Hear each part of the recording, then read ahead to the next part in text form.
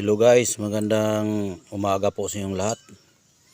Meron ako nakikitang bato na ang itsura niya ay mukha sa palito ng posporo.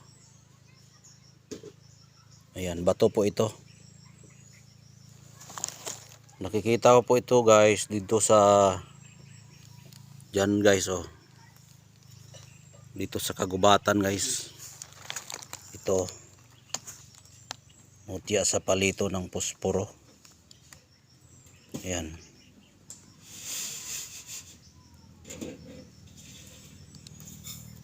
Yan, mutya sa palito ng posporo. Ano ba ang gamit sa palito ng posporo? Ang gamit sa palito ng posporo ay taga-ilaw at taga-sindi sa nag-aapoy at nagbibigay apoy. Kaya yan ang responsibilidad sa palito ng posporo. Ayan. Nagiging bato po at malalim po yung spiritual na pangangaral itong palito ng posporo. Dahil ang palito po ng posporo guys, kumbaga siya ang nagbibigay liwanag at nag-aapoy na nagbabaga para makapagbigay ng init at liwanag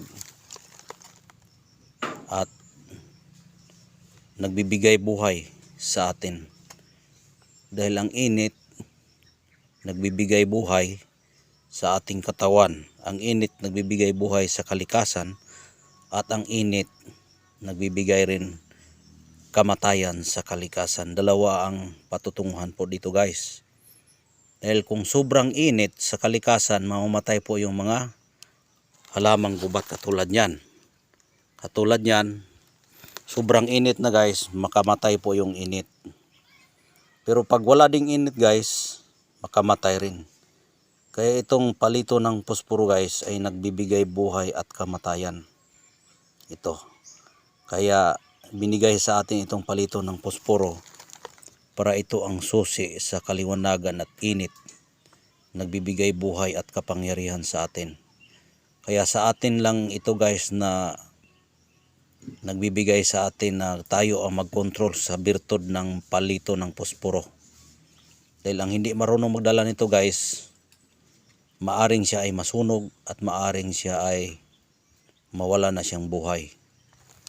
Kaya ang paggamit po nito, balutin mo ito ng pulang tila, ihabak mo ito at magkokontrol ka sa iyong sarili at gagawin mo lang ang iyong dapat gawin. Magdasal ka muna sa Panginoon para ito'y magbibigay sa iyo ng kaliwanagan. Ayan po ang palito ng posporo at ang kulay po ng bato guys ay green. Green po yung ating bato. Ayan. Yan ang ating mutya ng palito. Ayan. Mutya sa palito ni guys. Yan. Ito rin guys, maaari din po itong magbigay swerte sa atin. Magbigay swerte. Maaring magamit ito sa ating panghanap buhay para magbigay liwanag.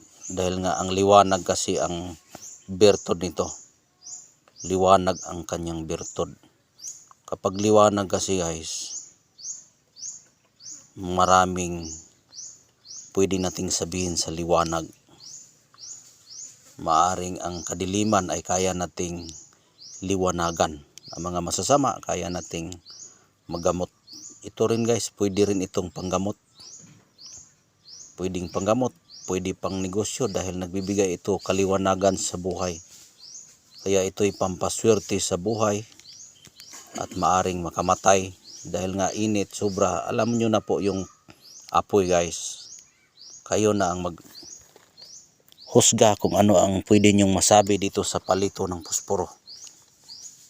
Dahil nga alam na ninyo kung ano ang ugali ng palito ng posporo at ano ang kanyang pwede nating maibigay sa palito ng posporo na kanyang trabaho. Kaya swerte itong palito sa posporo guys para magamit natin ito sa pampaswerte sa ating hanap buhay, pampaswerte sa lahat ng bagay. Kaya itong pampaswerte natin guys, paunahan lang po kayo dito para magkakaroon din kayo ng palito ng posporo na nagiging bato. Ayan. Ito guys, hindi ito sinadyang ginawa guys. Nakita ko lang ito dito. Diyan oh. Nakita ko lang yan dito sa aming lupain. Kaya yan po ang ating nakikita. Yan, napakagandang palito ng posporo. Nagiging bato po yung palito ng posporo.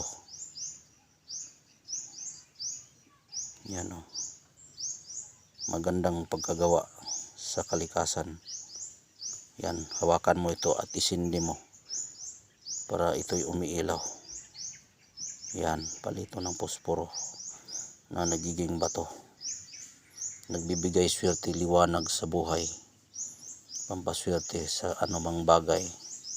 Pampataboy sa masamang espiritu. Pampalapit sa kaliwanagang swerte sa ating buhay. Yan po ang mutya sa trabaho ng posporo. Ayan.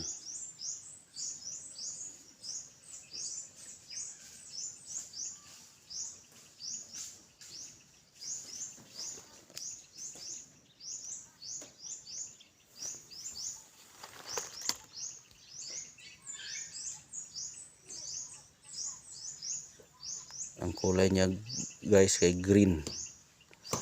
Kasing kulay nito, tingnan nyo yung dahon oh. Green. Kulay green yung dahon. Ayan. Palito sa posporo ito na nagiging bato. Ayan. Nakita ko ito dito sa aming kagumahan guys. Yan oh, rubber tree namin yan. Yan, rubber tree namin yan.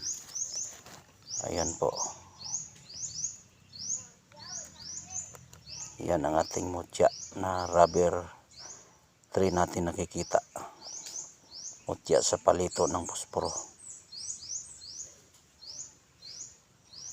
Kaya kung sino pong magkagusto nito,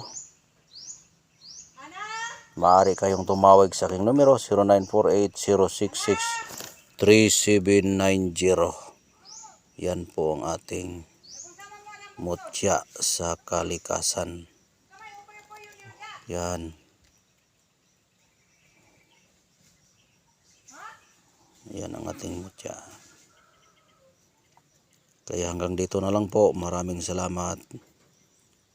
God bless po sa inyong lahat. Bye-bye. Ingat po kayo palagi.